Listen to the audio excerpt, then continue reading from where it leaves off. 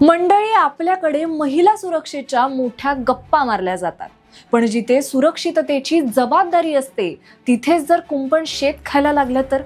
मुंबई मेट्रोच्या चारकोप डेपोमध्ये एका सुरक्षा व्यवस्थापकाने कनिष्ठ महिला अभियंताचा विनयभंग केल्याची संतापजनक घटना घडली आहे. कायमस्वरूपी नोकरीचा आमिष दाखवून या अधिकाऱ्याने ऑफिसमध्येच तिची छेड काढली. झालं असं की विरारला राहणाऱ्या 46 वर्षीय महिला अभियंता मेट्रोमध्ये कायमस्वरूपी नोकरीसाठी प्रयत्न करत होत्या. याचाच फायदा घेऊन सुरक्षा व्यवस्थापकाने मार्च 2025 मध्ये मस्टर मंजुरीच्या बहाण्याने त्यांना कार्यालयात बोलवलं आणि अश्लील चाळे सुरू केले. या धाडसी महिलेने तिथून सुटका करून घेतली आणि थेट महिला आयोगाकडे धाव घेतली. पण धक्कादायक प्रकार म्हणजे तक्रार करताच तिला कामावरून काढून टाकण्यात आलं. अखेर महिला आयोगाच्या हस्तक्षेपानंतर तिला पुन्हा कामावर घेण्यात आलंय.